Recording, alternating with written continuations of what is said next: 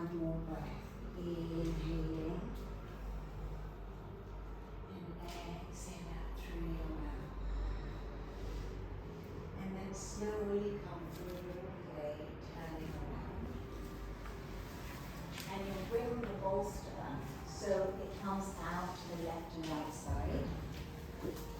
And then roll your shoulders down and let your head and the upper back come down onto the ground, and then the feet touching and the knees wide. And then you'll bring the arms up above the head and just let the fingertips touch.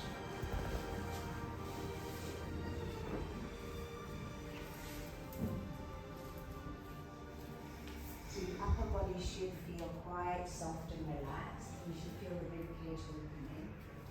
How do you feel? You can lift up a little higher.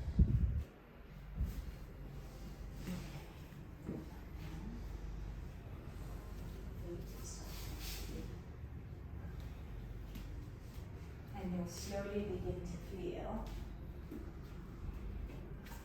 a nice stretch here.